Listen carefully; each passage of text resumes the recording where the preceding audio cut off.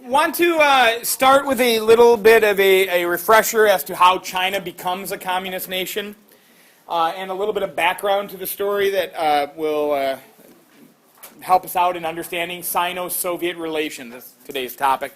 Sino-Soviet relations, that prefix Sino, S-I-N-O, is China. So Chinese-Soviet relations. And this is important because we want to think about what we would think Chinese-Soviet relations would be, them both ending up being communist nations by the mid-20th century. And that's probably not going to match up with what the reality of the situation is. So a little background. China and the Soviet Union have a long history due to a shared border. And this map is a little distorted because you have Mongolia in here, but Mongolia for much of the 20th century is going to be very heavily influenced by the Soviet Union. In the 19th century, as China is finding itself with a kind of crumbling dynasty, being heavily influenced by Western European powers, Russia as well will start to chip away at the border and start to take some territory from China in the north. In 1911, the Chinese dynasty, that last Chinese dynasty, the Qing dynasty, will fall. And as China ends up in some decades of chaos, the Russia and then the Soviet Union will continue to chip away at those border regions. In the night, yes, sir. And who was that last Chinese emperor? His name was Puyi, yes. All right. In the 1930s, civil war will break out in China. We're not going to spend a lot of time talking about the Civil War, but we know these guys already. Civil war will break out in China with two factions battling each other. Chiang Kai-shek and what we call his nationalists, also known as the Kuomintang Party, or the GMD, or the KMT. It's an issue of transliteration. Kuomintang and Kuomintang is the same thing, all right? We refer to them as the Chinese nationalists. This is somewhat problematic because his opponent in the Chinese Civil War, Mao Zedong, the leader of the Chinese communists, was also a nationalist. Both guys were Chinese nationalists. Both guys wanted Western and outside forces out of China, not influencing China. But we are going to refer to the Chinese Kuomintang Party as the nationalists and the Chinese Communist Party as the communists. So these guys in the 1930s start a civil war. With the coming of World War II, which begins for China in 1937, with the coming of World War II, which begins for China in 1937, the Kuomintang and the communists essentially form a truce because Japan becomes the primary adversary. But with the end of the Second World War in 1945, those two get back to their civil war. By October of 1949, Mao Zedong and his communists are victorious in the Chinese Civil War. That is a completely nutshell version history of the Chinese Civil War, but that's all we need to know, that the communists win. For our class, the communists win. 1949, October of 1949, Mao and the communists are victorious in that Chinese Civil War. So we're now going to talk about that relationship between Joseph Stalin and Mao Zedong and the communists in China. Mao and Stalin start off having different views of what communism is and should be. All right?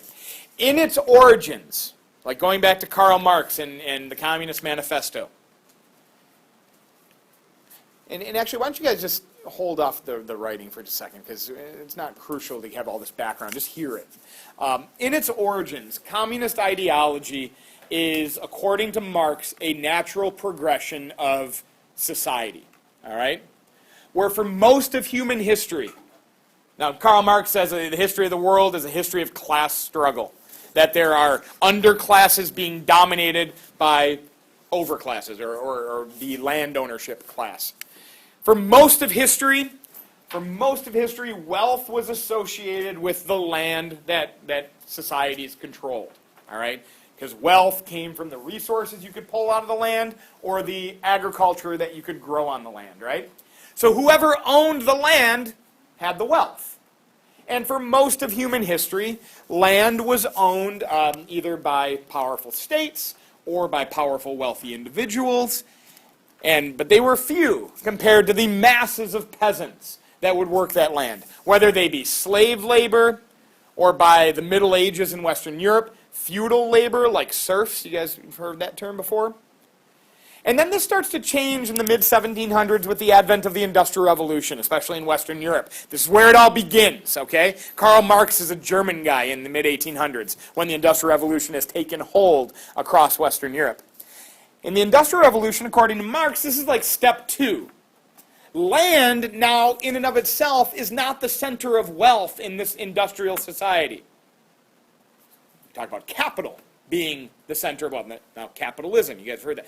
Does anybody know what the word capital, like in capitalism, means? Money, resources. Money is one aspect. Resources could even be people, right? There's human capital. There's What would be the difference between that and labor then? because humans as capital have the idea that, like, if I can invest in you, I can make you even more productive. So in modern economics, we talk about human capital being like, if I have an employee and I send him off to some training and he becomes even a better employee, more efficient or more able to complete the job, the whole company can perform better.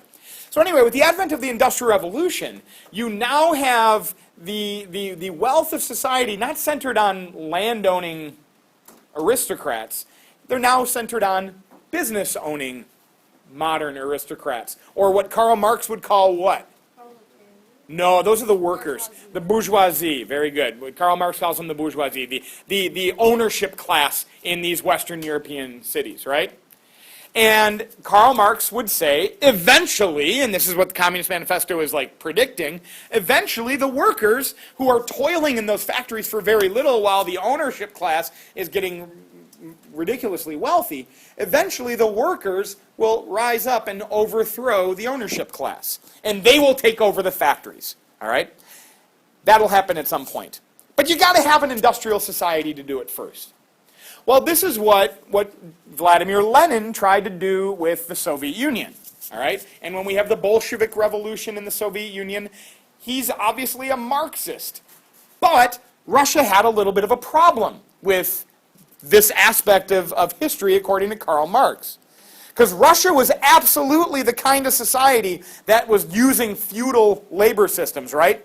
Does anybody know about the serfs in Russia? Like, the vast majority of Russians were peasants, and the majority of those peasants were serfs who were like almost like slaves tied to their land until 1861, all right? So for most of Russian history, they were having this traditional landowner peasant class. In the late 1800s, there was some development, some industrialization in Russia, but it was few and far between compared to what was happening in Western Europe. So by the time the Bolsheviks take over in the Soviet Union, according to Lenin, they're not quite ready for communism yet, because they haven't gone through this industrial period yet. So Lenin starts to slowly move the Soviet Union towards this communist ideal. And then Lenin dies. Eventually Stalin rises to power out of that. This is the late 1920s. And Stalin wants to step on the gas pedal and accelerate the industrialization of the Soviet Union. Because you got to be this industrial society to be a communist paradise.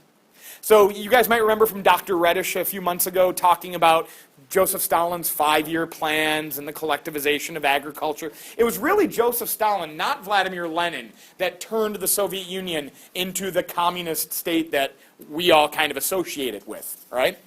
So the Soviet Union industrialized, and they industrialized pretty rapidly. China, though, China had far less industrialization than even the Soviet Union had to start out with. China never experienced the late 19th century, early 20th century industrialization that Russia started going through. So China was pretty much all peasants. China was pretty much all peasants. So in Mao's version of communism, you could actually have a communist revolution born out of the peasantry. This didn't work according to the Leninist, Stalinist view. But Mao said, hey, we've got hundreds of millions of peasants. What better place to take the communist revolution from? From the peasants. So, ideologically speaking, Mao and Stalin have some differences as to how communism can really work. But then there were some more pragmatic differences that these guys had, like more realistic, out of your head, and actually onto the ground workings of these nations. For example, Joseph Stalin did not support the Chinese communists in their civil war. Joseph Stalin didn't send aid to Mao and the communists in the Chinese Civil War. He didn't give them any kind of assistance. Why? Now, you guys don't even know this yet, but I bet you could know this. I bet you do know this, and you could think it out.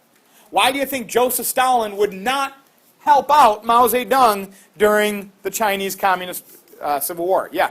Because the United States was backing the Kuomintang. The United States was backing the Kuomintang to some extent, and maybe that could cause some American-Soviet issues. Sure, sure. Where was the Soviet Union's primary concern from 1945 to 1949? Yeah, it was on and same with us. We were hyper-focused on what was going on in Europe, so we had other fish to fry. But you guys are human. You guys are people, right? Teenagers, you guys know how people act towards each other. Think a little bit more teenager-like. Why would Joseph Stalin not want Mao Zedong to win this Chinese Civil War? In fact, Joseph Stalin was perfectly happy with Chinese communists and Chinese Kuomintang nationalists fighting and killing each other. Evan? If they're fighting each other, then he can take more land.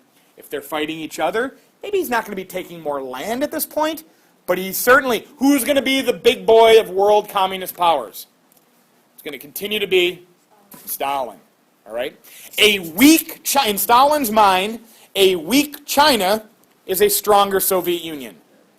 And he would rather see China not even become communist than to have a possible communist rival. Because from 1945 to 1949, or shoot, guys, from the end of World War II, or World War I, pardon me, to 1949, the Soviet Union has a virtual monopoly on communism. Except for Yugoslavia, but we won't worry about them yet. The Soviet Union, they are the leaders of global communism. All right? Joseph Stalin felt that communism, the heart of communism, should be the city of Moscow. And the rest of the communist world, all the world revolutions that were going to be coming, should be directed by Moscow. But with the Chinese communists victorious in that civil war, now you've got another big boy on the block. Now China's horribly poor, right? They weren't industrialized at all. They didn't just fight a civil war, they also had 8 years of brutal conflict with the Japanese, right? But what does China have that would make Joseph Stalin or any other world leader step back and take them seriously? They have people and they have resources beyond parallel, right? Well, except for maybe the Soviet Union in terms of resources of the United States.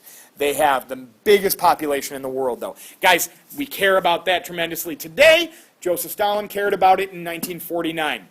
China is a force to be reckoned with, if only because of its population, right? So Mao didn't get the help from Stalin. And Mao's got a little bit of a chip on his shoulder from this.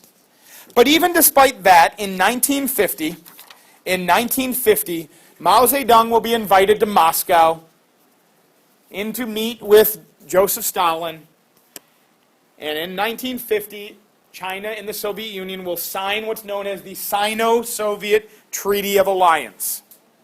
The Sino-Soviet Treaty of Alliance. Now, what do you guys already know about 1950 and the Cold War? 1950 and the Cold War has, yes sir? Korean War started. Okay, we got the Korean War starting, and right before the Korean War, the United States National Security Council is going to say something that's going to drive our thinking about the Cold War. NSC 68, which will say,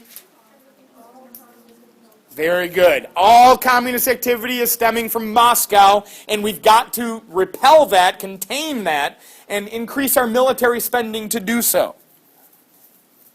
And we see the Sino-Soviet Treaty of Alliance, and guess what it looks like? All communism coming from Moscow, right? Moscow pulling the strings. Mao is going to Moscow, meeting with Stalin. We can see the writing on the wall. These guys are in cahoots with each other. But what's that? Wouldn't the Chinese think very badly of that the Americans thought that the Soviets were directing them? Sure. Yep. Because remember, Chinese culture has had like 2,000 years plus of history saying that they are the middle kingdom, that they are the dominant society on the planet. They've got the biggest society. They've got one of the most ancient and advanced civilizations, absolutely. That might be a little bit grating to them. Well, when Mao is invited to Moscow, Joseph Stalin doesn't treat him very well. Joseph Stalin does not treat him like a foreign dignitary coming to Moscow. If there's any place in the world that you should have a red carpet rolled out for you, it should be Moscow. A little communist joke. But Mao does not receive that treatment. And he's offended by it. Like, they're put in substandard hotels, and Mao doesn't feel like he's treated like the leader of the most populous nation in the world should be. Now, what comes out of this Treaty of Alliance? There's some help for China. Some Soviet technologies and military assistance will make its way into China via this treaty. And the Soviet Union will offer China loans. But you guys are all getting to the point of your lives where you're learning the difference between loans and grants. Grants are good. Loans are dangerous. Grants you don't pay back. Loans you have to pay back with interest, right? So you got Mao, the leader of the Communist Party in China, just won the Chinese Civil War, broke as a joke. His country not only fought a civil war that spanned 2 decades, they also had to fight Japan in the Second World War. And the best that Stalin can do for him is offer him some loans with interest? This doesn't sound very good to Mao. Mao's not a happy camper. At the same time, as Kevin already mentioned, we've got the story of the Korean War unfolding. And I will rehash that for you. It's already in your notes, so don't rewrite it. I will rehash it for you. Kim Il-sung, North Korea's leader, he wants to invade the South and unify that peninsula under his rule. Calls up Joseph Stalin and says, Joseph Stalin, help me invade South Korea so I can unify this peninsula under my rule. Stalin says, why don't you call Mao?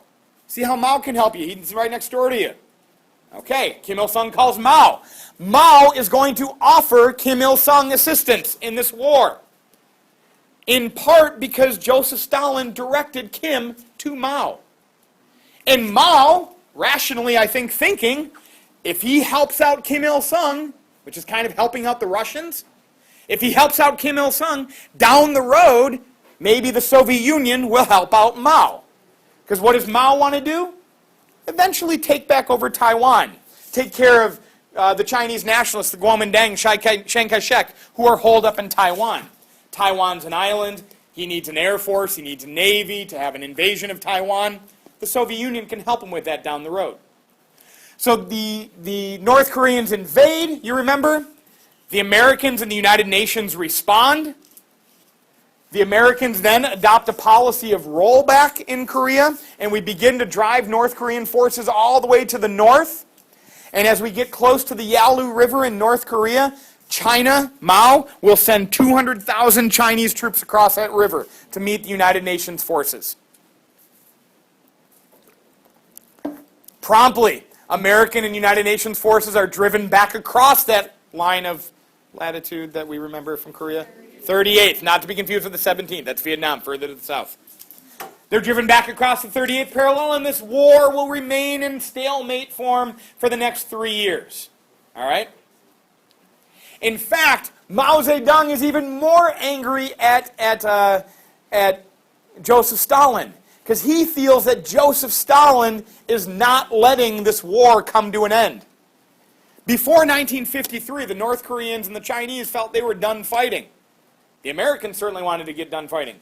But Joseph Stalin wouldn't force the issue to come to an end. All right? But then in the summer of 1953, Joseph Stalin dies. Not surprisingly, almost immediately after Joseph Stalin's death, A negotiated end to the Korean War happens with a permanent division at the 38th parallel. The Soviet Union loaned China a lot of money during this war, and they're not going to give China any breaks on paying it back. But with the death of Joseph Stalin, now we have this crazy situation that the young Mao in power now, who's only been in power for 4 years, is now like the leading voice for international communism. He's been in charge of a communist nation for longer than anybody, short of Joseph Tito or any of those Eastern European guys, but he's the big power guy. So Mao, in the absence of Joseph Stalin, will begin to assert his authority as the leader of worldwide communism. Now, we're not even halfway through this break in Sino-Soviet relations, but what are you guys now starting to think about what NSC 68 told us? Yeah. It was around the years communism isn't just one ideology. There isn't this one monolithic Moscow-driven communism, all right? And China and the Soviet Union prove it. Now, did we really know that? Probably. Yeah, absolutely. Did we have a reason to keep American people thinking that communism was one thing? Well, yeah, because thinking hurts us, right? Thinking too deeply about issues is challenging. It's much easier to have one big bad guy to focus everybody on. But isn't this frustrating after talking about Vietnam, guys? Had we truly accepted an understanding that not all communism was tied to Moscow, might our reactions in Vietnam been different? Quite possibly. Yeah. Was Yugoslavia after NSC 68 or before? Before. We really knew. Yes, Yugoslavia was before. And we'll spend more time at a later date talking about Eastern Europe and Yugoslavia. But yeah, we really should have done better. We should have recognized more. Okay. After Stalin dies, there's a couple years of power struggle, and eventually Nikita Khrushchev rises to power in the Soviet Union. And you remember this, in early 1956, Nikita Khrushchev gives a speech before the Communist Party in Moscow. It's known as the secret speech, but it wasn't much of a secret. And this was that speech where Nikita Khrushchev wanted to end the cult of personality that Joseph Stalin had built. That cult, remember when Dr. Reddish talked about the terrorism of Stalinism? Like keeping Soviets in fear in order to solidify his hold on power? Khrushchev wanted to end that. He didn't want the Soviet people living their lives in fear. Well, as this secret speech starts to be shared around the communist world, some outside of the Soviet Union start to think, wait a minute, maybe the Soviet Union's lightening up a little bit. For example, in Hungary in 1956, Hungarians will start to push for more political independence from Moscow. And Moscow will respond swiftly with sending the tanks into Budapest, Hungary in 1956. We'll talk about that more on a later date as well. When Mao hears about Khrushchev's secret speech, Mao is going to believe that Nikita Khrushchev is just weak. That Mao is the strongest force in global communism. It is no longer the Soviet Union, and it is certainly not Nikita Khrushchev. And I want to remind you as well, what was Nikita Khrushchev's policy towards the United States? Say it out loud and proud. Peaceful coexistence. That I don't love the United States or the capitalist system, but we don't have to fight it to end it. It'll eventually die out on its own. Because what does Marxist ideology say? Eventually the workers will rise up and take over, and it'll end up communist anyway. So let's peacefully coexist. And why is it so important for Khrushchev to peacefully coexist with the United States in the mid-1950s? Trade, maybe to some extent, although we're not trading a lot with the Soviet Union. What's that? Nuclear weapons. Yeah, we've got the hydrogen bomb. They've got the hydrogen bomb. We're starting to have ideas of like mutually assured destruction. So it's better to avoid that kind of conflict. Well, when Khrushchev starts talking about peaceful coexistence, Mao in China say, weak Soviet Union. And it will go even further. In 1957, oh, we don't want to go there yet. We'll get there in a second. In 1957, there's a conference of communist parties held in Moscow. So communist leaders from around the world will go to Moscow. It's literally a communist party. And at this Communist Party conference, a guy named Deng Xiaoping, who's pretty important to the story, especially later. To give you a little highlight of things to come, Deng Xiaoping will become the leader of China in the 1980s. He's the guy that turns China into the China that you guys know today. Like that started to usher in reforms, economic reforms, that gave China tremendous economic growth over the last 30 years. That all started with Deng Xiaoping. In the late 1950s, Deng Xiaoping was the voice for China at this conference of communist parties. And at this conference, Deng Xiaoping said not peaceful coexistence, but rather that the proletarian world, the workers of the world, can only have their revolution through force. That this communist revolution, this worldwide communist revolution that everybody wanted to see happen at this Communist Party meeting, could only happen through force. And the Soviets, they weren't speaking forceful anymore. They used to, they're not anymore. And that China sees themselves now as the true leaders of international communism. Guys, do you realize that you would think NSC 68 would have us think that the Soviets and the Chinese should be so much more closely related to each other? But they end up being the most bitter of rivals for dominance with the communist parties of the world. In 1958, what becomes known as the Sino-Soviet split will start to come to a head surrounding Mao Zedong's swimming pool. 1958, the next year. This seems too ridiculous to be true, but it is absolutely true. With possibly hopes of easing tensions between the two nations, but in actuality causing a much greater rift, Mao Zedong will invite Nikita Khrushchev to Beijing in 1958. And Mao Zedong will not forget the treatment he received in Moscow in 1950. Khrushchev, during this meeting in the summer of 1958, is going to be made purposefully uncomfortable. He's given a hotel room without air conditioning that's infested with mosquitoes. And he shows up to meet with Mao Zedong, who fashioned himself as an Olympic caliber swimmer. He shows up to meet with Mao Zedong, and Mao is wearing his swim trunks and says, let's meet in the pool. And Nikita Khrushchev, and you've got a picture, he's like 5'4", and he's probably as round as he is tall, and he's from a working class mining family and background from the Soviet Union. Nikita Khrushchev didn't grow up in a swimming pool. He's not a child of the wealthy. Nikita Khrushchev doesn't swim. Ha! I don't have my swimsuit with me. Mao says, no problem, we've got one for you.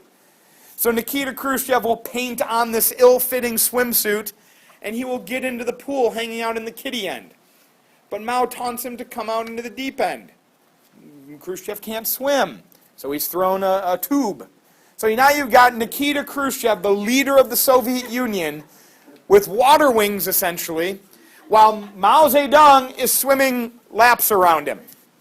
And it's just Mao putting himself in a superior position to Khrushchev. And you've got to imagine this meeting has got to be one of the most insane things to see, because not only do you have Nikita Khrushchev, who shouldn't be anywhere near the swimming pool, and Mao swimming laps around him, but you've got their interpreters on the side of the pool, because Mao doesn't speak Russian, and Nikita Khrushchev doesn't speak Chinese, so they got their interpreters in tow on the side of the pool. And this is where they have their meeting. Khrushchev is furious. He's embarrassed and he's furious.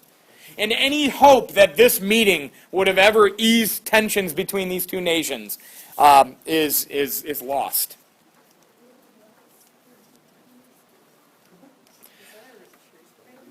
That's an absolute, yeah. Yes. No, oh man, I should not ever lie, I guess, because then you don't know when I'm telling the truth. No, that was real. That was absolutely real. I'm sorry. Another issue in 1958 centers on the nation of Taiwan. The nation of Taiwan. Remember, Mao had long wanted to regain Taiwan. Taiwan is where the nationalists, Chiang Kai-shek's nationalists, had taken refuge after the Chinese Civil War. Mao makes some overtures to regain Taiwan in 1958. Khrushchev isn't going to touch that with a 10-foot pole. He's not helping him out at all. But the final nail in the coffin between the Soviet Union and China is going to come with a disastrous policy, economic policy, in China known as the Great Leap Forward. The Great Leap Forward in 1958, begun in 1958, is Mao Zedong's attempt to dramatically and rapidly turn China into an industrial powerhouse. To rapidly turn China into an industrial powerhouse. How do you decide if you're an industrial powerhouse? You produce a lot of steel. So the Great Leap Forward has China force its one great asset that it has, its massive population, to all become industrial workers. To all start producing their own steel in backyard furnaces. And you guys can see them back here. And I would like you to imagine the kind of steel that you would be producing in these furnaces. When, like the United States at this time, is producing steel in great foundries in our great cities, while China begins to produce steel in backyard furnaces. Now, how do you make steel? Blast furnace. A blast furnace, what natural resource does one need to make steel? You need iron. Right, yeah, and you need coal to fire the iron, to heat the iron. So you need iron. Well, where are these ridiculously poor peasants going to be getting iron from? Their things. What kind of things would a poor Chinese peasant have that's iron? Their iron pots and kettles and pans they might have. Guys, let me tell you what. If anybody fashions themselves as a cook, I got to say that my favorite Christmas gift of last year, and I'm still loving them to this day, my cast iron kettles. Oh, they're the best. I can't believe I made it through 20 years of adulthood without having my cast iron skillets. No, we have that in our fridge, but my cast iron skillets, did I say kettles? I meant skillets. Get yourself on a cast iron skillet. They're the bomb. Anyway, your cooking utensils, right? Your cooking utensils are largely going to be iron. And then your farming implements, your tools for outside, they're going to be, if they're metal, they're probably made out of iron as well for these guys. But they're trying to industrialize, All right. so they don't need it anymore. Well, they still need, yeah, we got a problem here. Because these guys are all given quotas by the government as to the amount of steel they need to produce. And they've got no other choice but to start producing steel out of their iron that they have around the house and around their fields. And so the Great Leap Forward is going to absolutely transform China into a steel-producing society. But unfortunately, imagine the quality of the steel that you would be producing in these backyard furnaces. The most of the steel that they produce is absolutely useless. It is not of the quality that is being produced in Europe or in the Soviet Union or in the United States. And to add to that, it's going to usher in one of the worst famines of human history. As Chinese agricultural workers, many of them are forced to use their farming implements to make steel with them. But as Mao would still attempt to pull the wool over the world's eyes and convince the world that nothing is wrong in China, despite the fact that we're now having millions of Chinese die of starvation, China will continue to export grain to other nations. Because if you continue to export grain, your country is going to look like it's rich and prosperous. Like, hey, we got more food than we can even use here, so we can send it to other nations for sale. So China continues to export grain, even though estimates range from somewhere of 14 to possibly 30 million Chinese will die from 1958 to 1961 during this Great Leap Forward. This is where on the pantheon of evil dudes of the 20th century, Mao Zedong is going to take his place right alongside Joseph Stalin and Pol Pot and Adolf Hitler. And at that point, it's impossible to say who's the most evil of them all, because they all do wickedly evil. Like, I think once you get to evil guy, you're kind of balanced off with all the other evil in the world. You're kind of just, they're at a plateau of evil and we probably don't need to worry too much more about that. So the Great Leap Forward is an absolute disaster. Millions of Chinese die, and in many cases, some of the most horrible conditions, dying of famine, and people resorting to eating their livestock if they have any, sometimes eating the dead, and then sometimes even worse stories than that, of people resorting to the most terrible lengths just for absolute survival.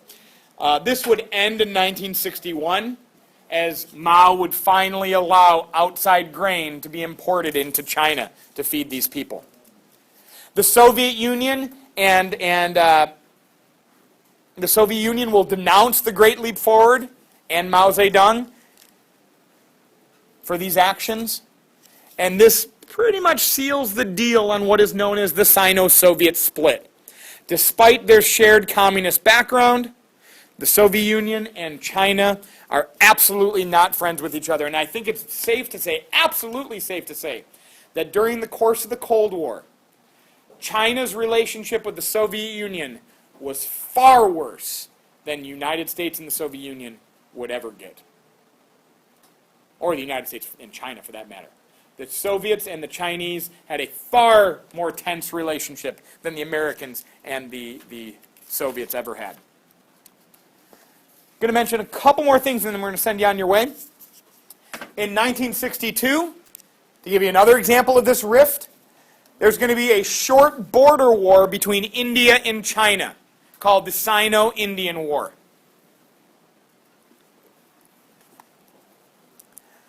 All we need to know about this war is that the Soviet Union, while proclaiming themselves neutral, will actually sell fighter jets to India. So the Soviet Union will sell fighter jets to non-communist India, who will use those Soviet planes in their war against communist China.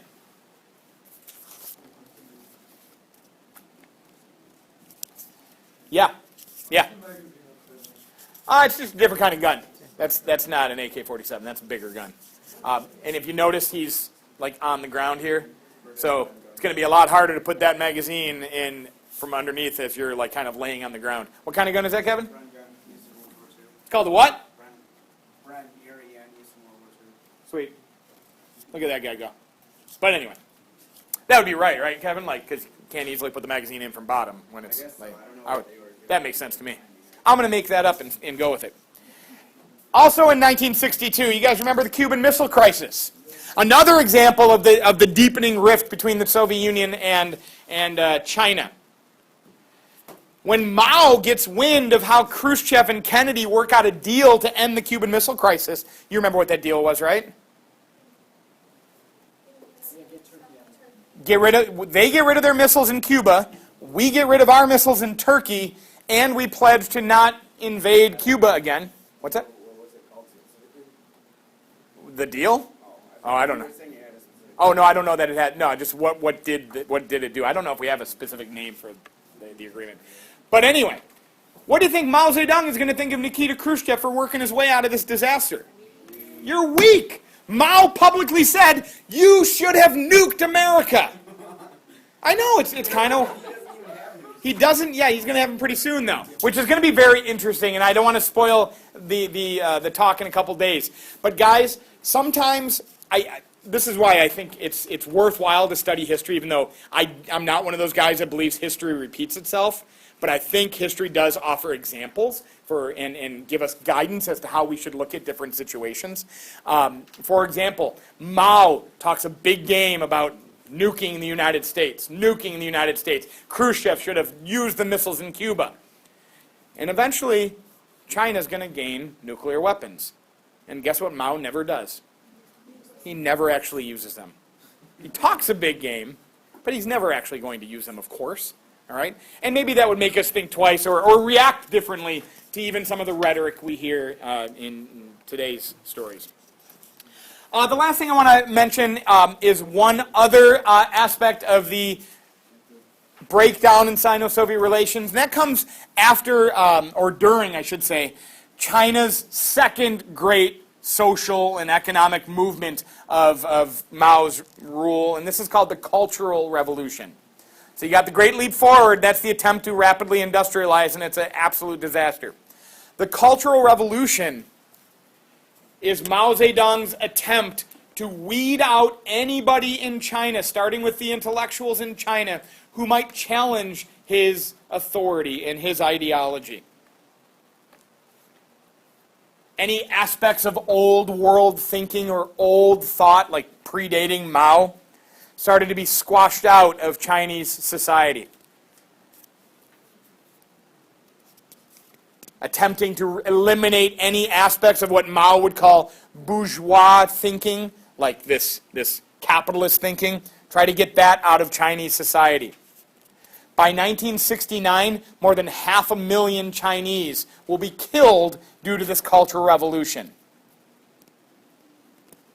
Again, the Soviets, just like they did with the Great Leap Forward, they will denounce this action in China as fanaticism, further deepening the divide between the Soviet Union and China. So do you guys got a handful of things you could talk about which caused and continued the Sino-Soviet split? Absolutely. And what do we now think of NSC 68 and one communism in the world? We were off base on that one. Yeah. Wasn't it slightly hypocritical of Khrushchev, or like the USSR to denounce the Cultural Revolution? Because they had like the Great Purges and like... Absolutely. Absolutely. Someone brought that up last class too. Yeah, what isn't it kind of hypocritical of the Soviet Union to call out China and Mao for doing essentially the Great Purges themselves? True, but, Kevin? But they called out themselves for doing it. Very good. But Khrushchev back in 56 himself with a secret speech essentially said that should have never happened. That wasn't acceptable. So maybe that makes, like, is the United States today hypocritical for saying, slavery today is bad just because we had slavery back in the day?